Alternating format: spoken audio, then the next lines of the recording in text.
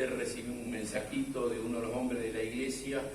Dice, tengo COVID y creo que me lo agarré en la iglesia. Entonces empezamos y uno empieza y dice, ¿de dónde? ¿Quién? ¿Cómo? ¿Con quién estuvo? Y a ver si yo estuve con el mismo. Bueno, en realidad el martes ya se aisló. Si lo agarró el domingo y fue el único de todos, así que todavía agarraron otro lado y nos está echando la culpa a nosotros. Capaz que anduvo por acá porque vive en Catán. Se lo agarró de alguna acá. Pero es interesante, ¿no? Como esto nos tiene a todos y nos tiene susceptibles y a veces lo compadecemos el que lo tiene y otras veces lo castigamos. ¿Con quién habrá andado? ¿Dónde habrá ido? No habrá usado barbijo, seguro. Y ahí me parece escuchar a mi esposa, ¿viste? Te pusiste el barbijo, te lavaste las manos, lavaste las cosas. Ahora, como en medio de todo esto tenemos que, por un lado, ser responsables con nosotros mismos, responsables con los demás, pero también responsables con el Señor. Y esto nos pone del otro lado, que no nos controle el miedo y que por el miedo, el temor, no dejemos hacer lo que tenemos que hacer. La comunión en la iglesia me puede dar COVID, pero salir a comprar, a tomar mate con los amigos, con la familia, eso no. Y entonces a veces ponemos la línea en un lugar y no en otro. Bueno, ¿cómo vivir con responsabilidad? Como ministerio estamos pensando hacer viajes misioneros, no sé ustedes, nosotros estamos siempre viendo a dónde vamos, qué hacemos, cómo. El Señor nos permitió ir a Corrientes en mayo y fue interesante, pues de vuelta lo mismo, ¿no? Estuvimos el fin de semana allí en Corrientes, volvemos a casa y el viernes me dice, Santi, tengo COVID. Uy, vos estuviste hace 5 días con él, me mató el lunes. Un compañero de trabajo el día miércoles se lo había pasado, estaban todos por el lado del laboral. Entonces ahora en la vacación de invierno vamos a hacer viajes misioneros. Pero el COVID, y bueno, uno de los viajes era por Salta y ya Salta está bastante cerrado. Aunque dice que las vacaciones de invierno van a abrir para que vengan los turistas. Pero bueno, los pastores me dicen, no, que no venga porque no podemos organizar nada. El otro está en La Quiaca y me dice, sí, venga, acá hace 10 grados bajo cero, pero COVID no hay, me dice. Vamos a La Quiaca. Entonces, hacia el sur lo mismo. Entonces, de los 6 viajes que teníamos previstos, estamos por ahora con 4. 2 a Tucumán, 1 a Santiago del Estero, que ahí está más calentito, y el otro quiere ir a La Quiaca, para ir a La Quiaca. Oramos porque se aclimatice un poquito mejor para dentro de 2 semanas cuando vamos. Pero, ¿qué nos controla? ¿Qué nos controla? Fidel nos compartía Efesios capítulo 2, ¿no es cierto? El versículo 11 dice, acordaos, hagan memoria. ¿Dónde estábamos antes? Esclavos del pecado, Él nos controlaba. Y esto es algo que la Escritura le machaca a la nación de Israel siempre. Recordad dónde estabas. Recordad dónde estabas. Para Israel había un punto de partida como nación. Y ese punto de partida como nación era la esclavitud en Egipto. Para el Israel un poco más moderno, en la época de Cristo, hubo otro punto de partida, y la esclavitud en Babilonia.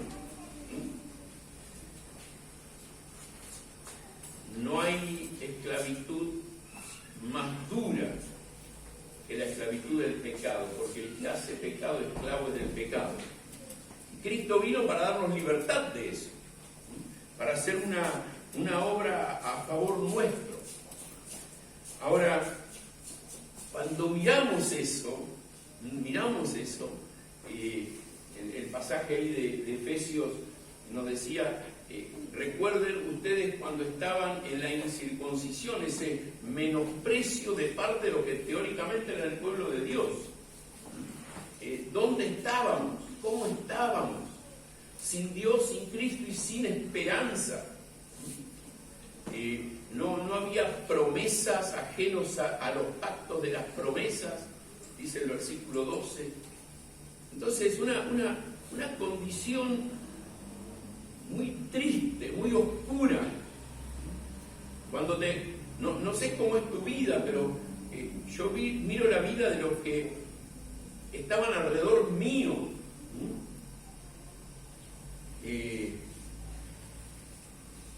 Miro para atrás y bueno, todos mis primos están viejos, todos son abuelos, tienen sus hijos, nietos, no todos, pero la gran mayoría, ¿no es cierto? Hablo con mi hermana y me dice, no venga, tu cuñado tiene 87 años, han pasado añitos ya, y está muy enfermito, a ver si lo contagiás. Y miro sus vidas y siguen aferrados al temor, no solo por el COVID, sino por un montón de situaciones y circunstancias. Bueno, ¿de dónde nos sacó el Señor? Y esto nos tiene que llevar a esta reunión, un cántico de alabanza, de adoración. El autor a los Hebreos, se lo cito, dice en Hebreos 13:15, ofrezcamos siempre a Dios por medio de Él, o sea, de Cristo, sacrificio de alabanza, es decir, fruto de labios que confiesen su nombre. Y ese pasaje nos está invitando a decir, ¿querés traer tu ofrenda? Traela, es lindo, y hace bien a la obra y el Señor prospera. Trabajaste, produjiste algo, traelo, ofrendalo, va a servir para la obra, para compartir, para bendecir a otros. ¿Querés dedicar un día de trabajo a compartir, a repartir folletos? Cualquier obra está bien, pero el Señor espera más que fruto externo, fruto material, un fruto de adentro, del corazón, fruto de labios que confiesen su nombre, o sea que el Señor pueda recibir nuestra adoración, nuestro reconocimiento. Y cuando yo pienso en la nación de Israel y en esto, nosotros miramos los salmos, ¿no es cierto? Y los salmos son el himnario de la nación de Israel, esos son los salmos, el libro de cántico de esta nación. Y a veces por los títulos sabés quién lo escribió y en qué circunstancia, otras veces no. Hay un montón de salmos que nadie tiene idea quién lo escribió ni en qué momento, que están ahí dentro de los salmos de la nación. Y había salmos de momentos de dolor, salmos de tristeza, salmos de frente a la guerra, la victoria, la derrota, salmos cuando subían a adorar, salmos cuando volvían. Hay un título que lo van a ver bastante, salmos graduales. Bueno, cuando van en este punto de la subida, desde el Jordán hacia Jerusalén, son muchos metros en pocos kilómetros, bueno, depende por dónde iban el salmo que habían que cantar. Entonces era toda una movida, pero el autor a los Hebreos le está diciendo a la nación de Israel, no piensen tanto en lo externo, sino en lo que hay adentro. Y lo quiero llevar a uno de esos salmos, el Salmo 136. En el Salmo 136, cada versículo repite una misma frase, así que voy a leer solamente el 1. Alabad a Jehová porque Él es bueno, porque para siempre es su misericordia. Y este versículo me lleva a alabar la bondad de Dios. La bondad de Dios. Y pensando en hoy, la bondad de Dios trajo el COVID. Por lo menos lo permitió, ¿no? Por lo menos lo permitió. Ahora, Él dijo que iban a abrir pestes. ¿Cuándo lo dijo? Y desde el huerto de Edén. Con sudor vas a trabajar y vas a luchar contra los espinos, contra las pestes que se producen en la tierra. El hombre lucha contra eso, pero no puede ganar. Lucha por un lado para que no crezcan los espinos, pero le viene otra clase de peste y la tierra igual no produce lo que tendría que producir. Ahora, Dios es bueno en medio de las situaciones y circunstancias difíciles. Estaba hablando con un líder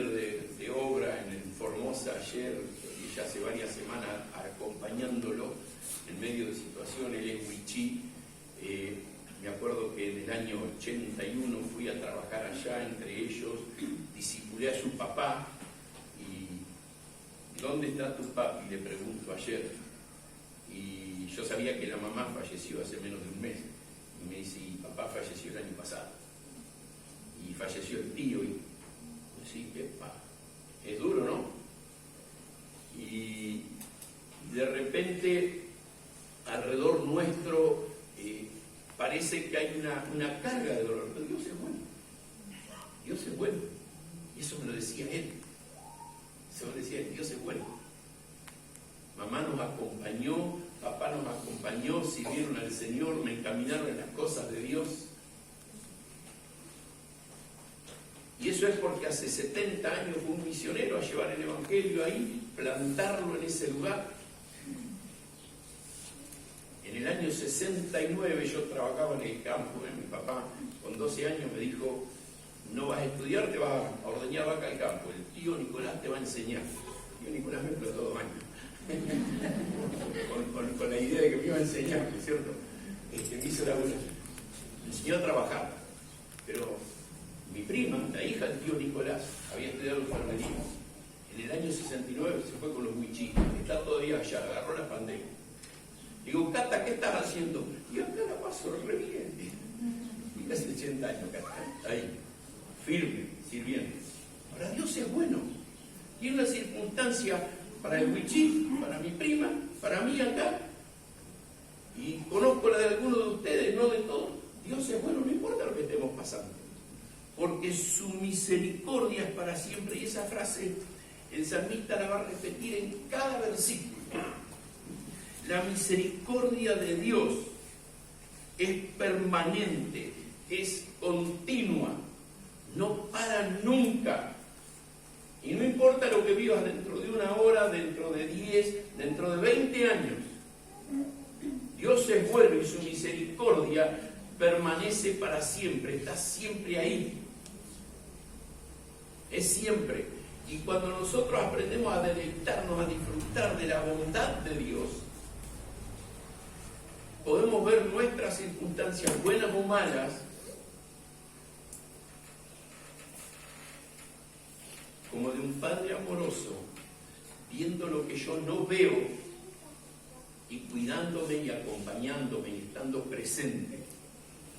Ahora, este Dios se va, fíjense los primeros 2 versículos, va a decir el versículo 2, alabad al Dios de los dioses, el versículo 3, alabad al Señor de señores.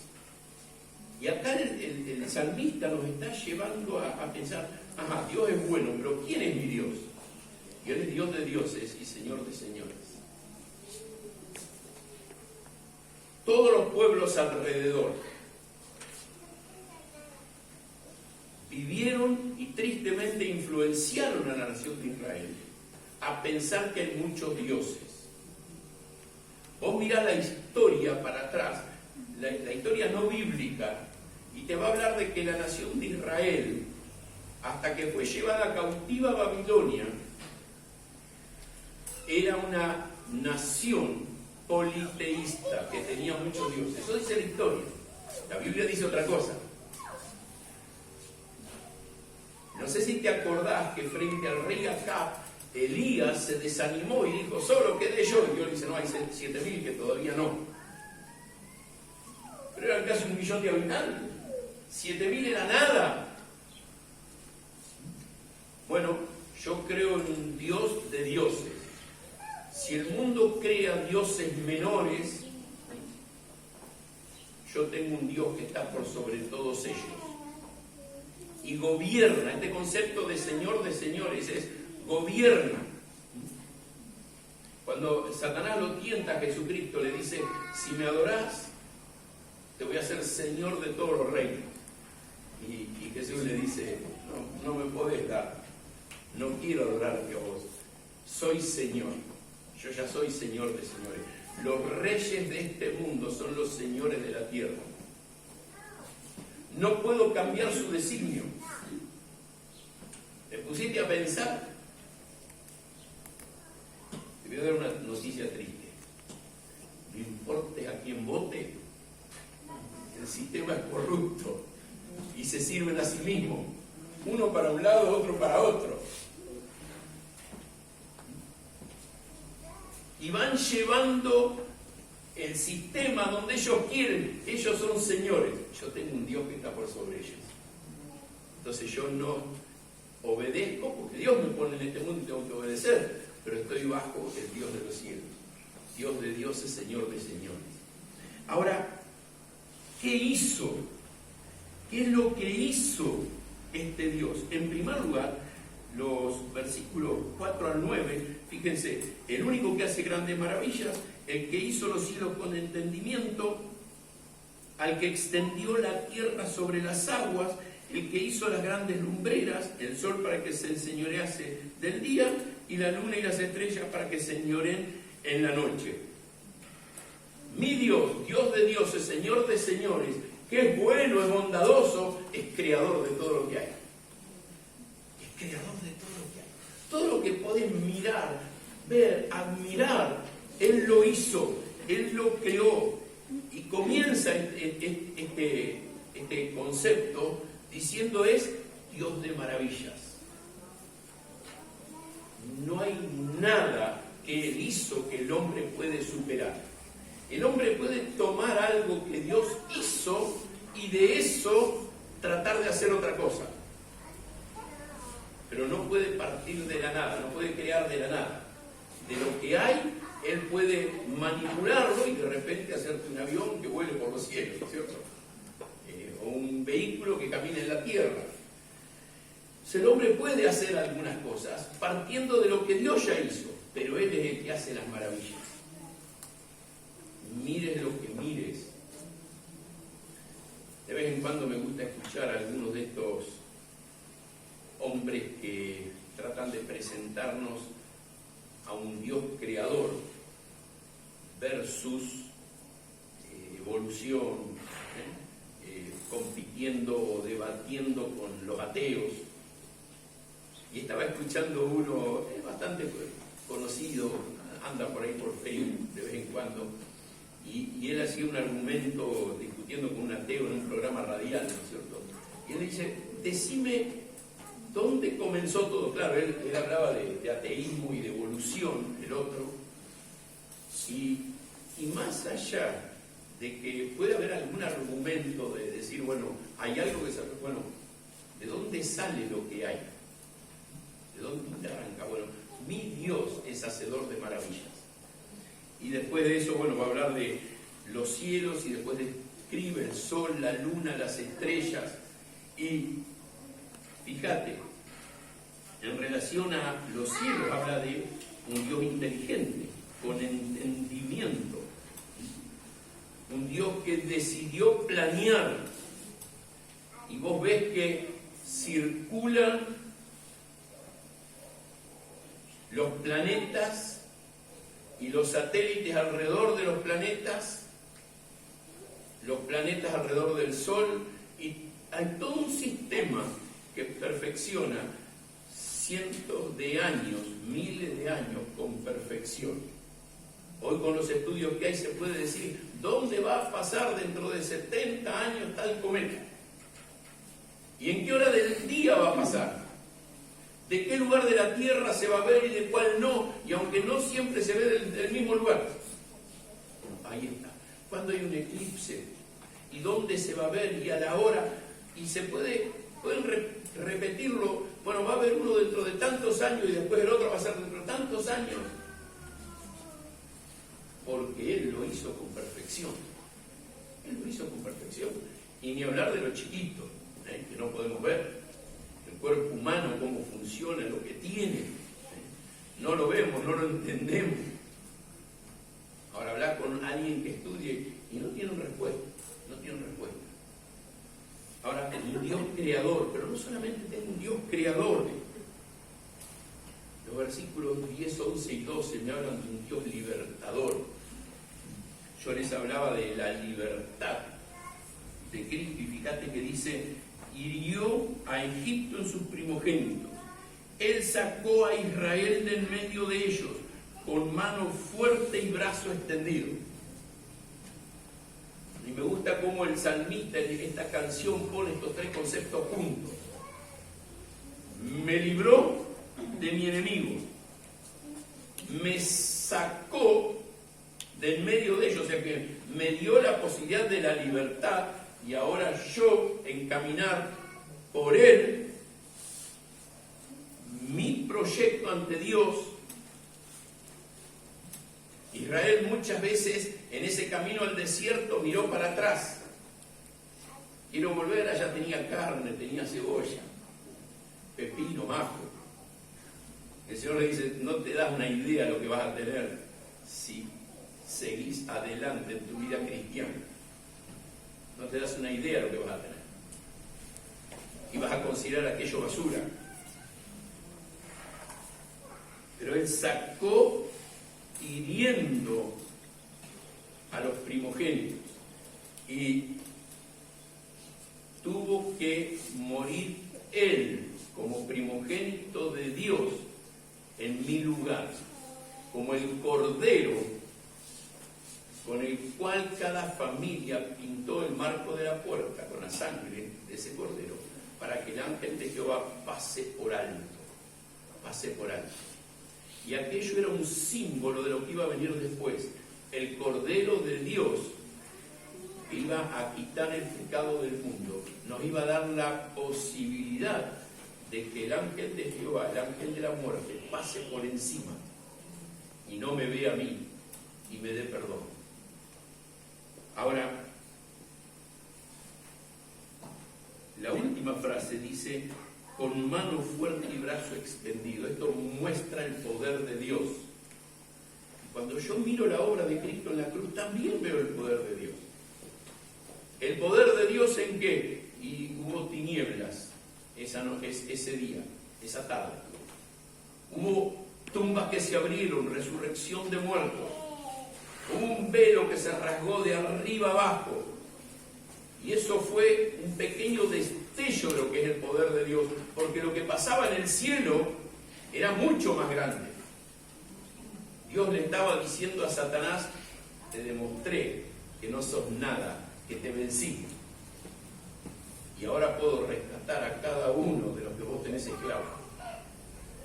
Entonces cuando veo la libertad de Dios para mi vida, veo esto. Ahora, los versículos siguientes nos van mostrando el poder por sus obras mientras vamos peregrinando acá. Desde el día de la libertad de la esclavitud hasta el día que Cristo venga, vamos en un peregrinar por aquí. Y va a decir, dividió el mar en rojo en partes, hizo pasar a Israel por en medio de él, arrojó a Faraón y a su ejército en el mar rojo, al que pastoreó a su pueblo por el desierto, adquirió a grandes reyes y mató a reyes poderosos, a Sehón amorreo y a Og, rey de Basán. En estos versículos vemos en primer lugar la división del mar. Dios abrió un camino que para nosotros era imposible. Dios abrió un camino de andar por el cual nosotros no sabíamos por dónde ir ni cómo ir antes de conocer a Cristo.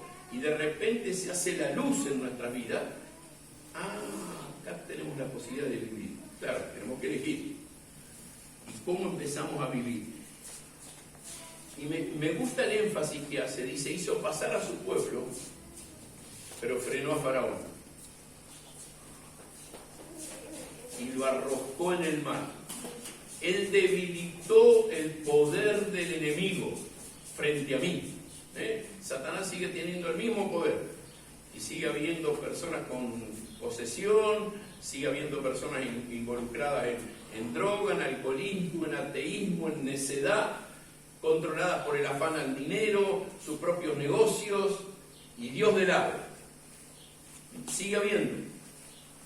Pero a nosotros, los hijos de Dios, para con nosotros, Él debilitó al enemigo, ya no tiene el mismo poder. Ya no tiene el mismo poder. Y fíjate que los versículos que siguen diciendo el 17, 18, 19 y 20, Él va dándonos poder para vencer a todos los enemigos que se nos van cruzando en el camino. ¿Quién lo vence? Dios. ¿Quién tiene que avanzar? Yo.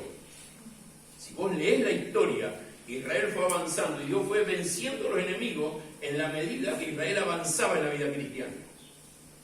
Pero hay una frasecita ahí en el versículo, la del 16.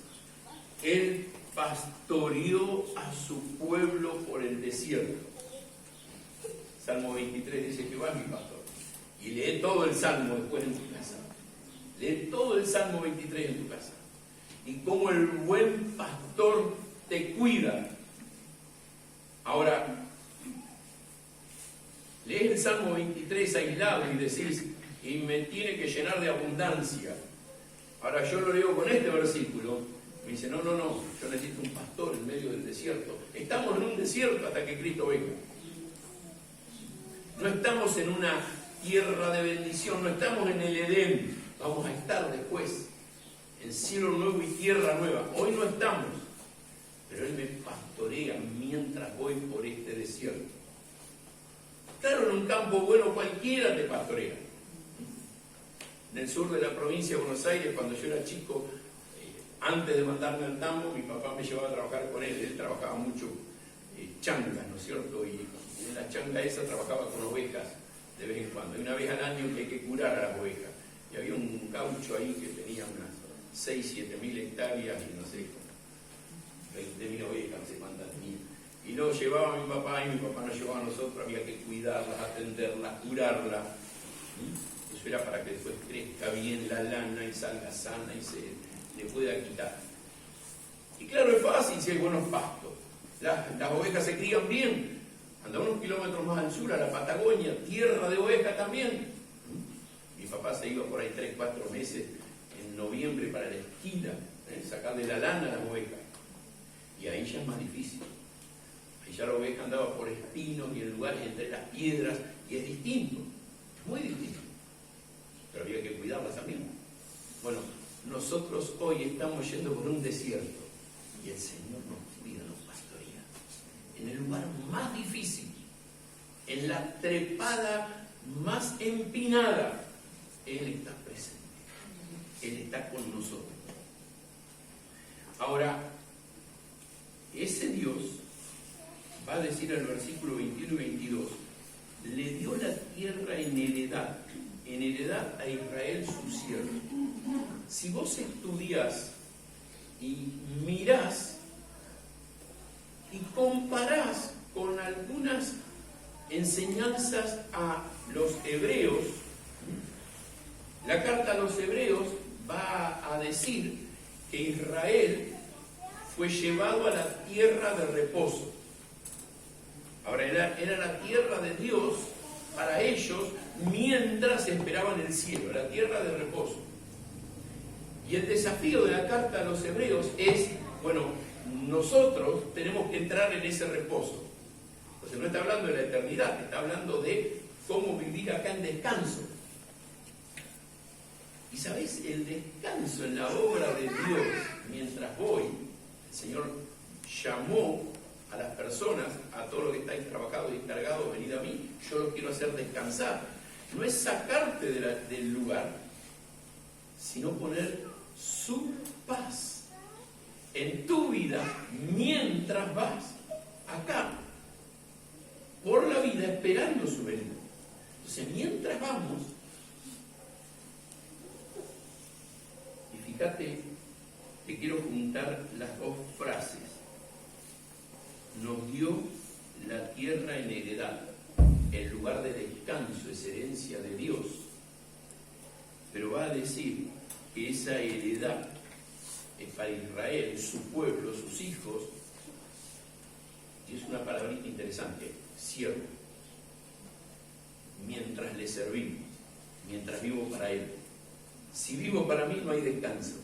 Israel vivió para sí, cada vez que vivió para sí, se olvidó del Dios de dioses, Señor de señores, hizo lo que quiso, sirvió a otros dioses, sirvió a otros señores y terminó arruinado. Ahora, el servicio a Dios, el vivir para Dios, y no estoy hablando de trabajo en la iglesia. puede incluir. El servicio a Dios es una vida de compromiso con Dios. Todo lo que hago, lo que Dios permite en mi vida, es para levantar en alto su nombre, mientras voy acá.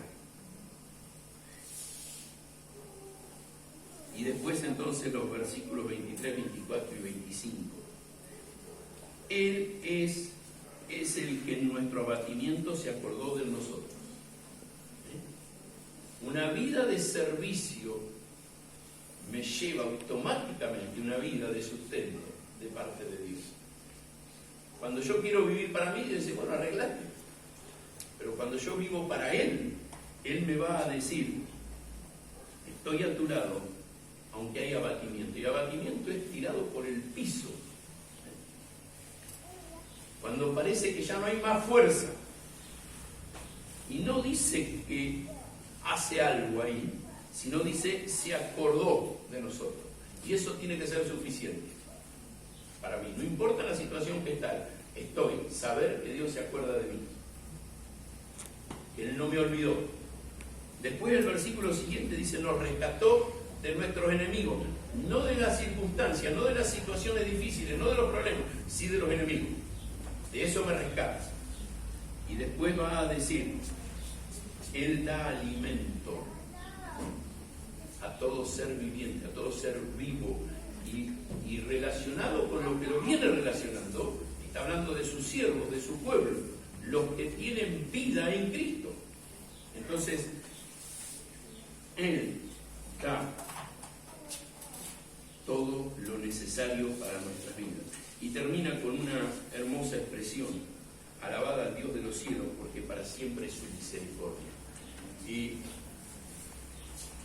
busqué un poquito esa expresión, el Dios de los cielos, y sabés que es una expresión que se usa mayormente, hay alguna vez que se usa en otro lugar, pero hay 3 libros que la usan.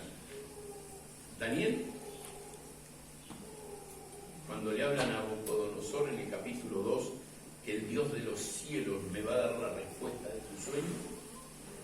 Y después la usa Esdras en los últimos versículos de Crónicas. Sabemos que Esdras concluyó Crónicas, y una de las formas de darte cuenta es fácil. Los últimos 5 versículos de Segunda de Crónicas son idénticos a los primeros versículos de Esdras.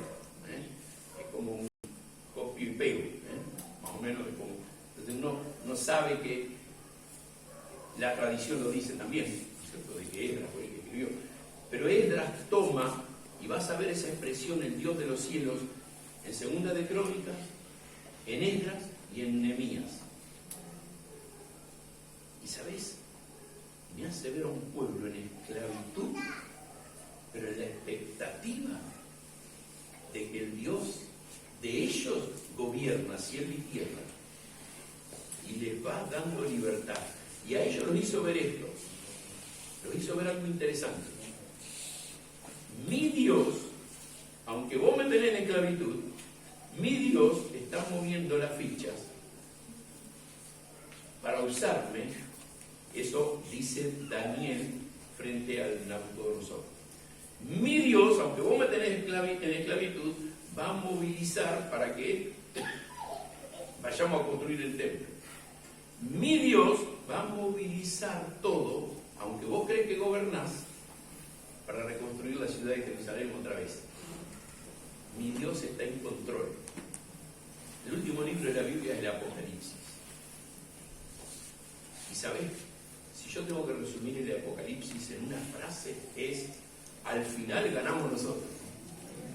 Todo lo que podés ver en el Apocalipsis te guía hacia eso. No importa lo que pase, no importa lo que hay, mi Dios gobierna. Yo estoy bajo el Dios de los cielos.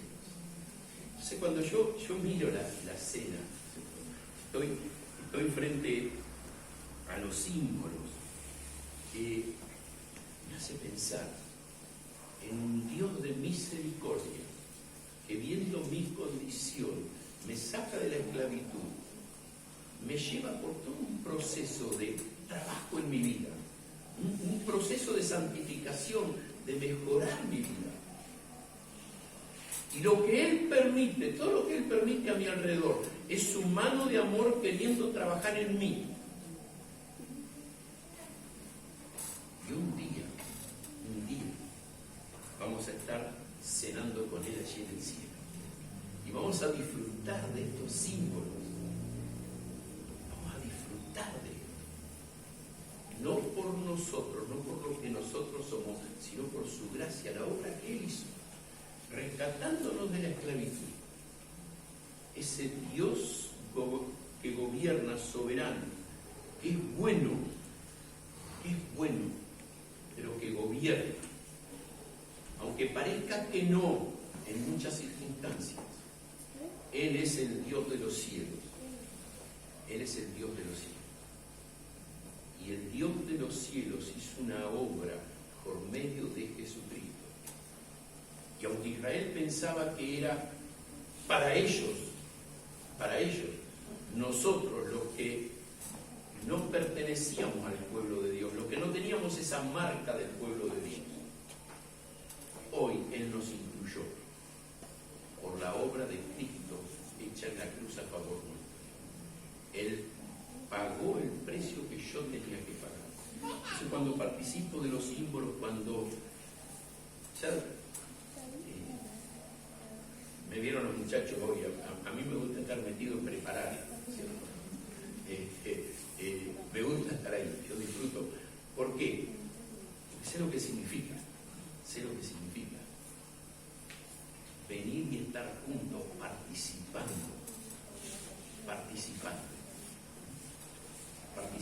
en esta fiesta de celebración, de recordación de la obra hecha por Cristo a nuestro favor.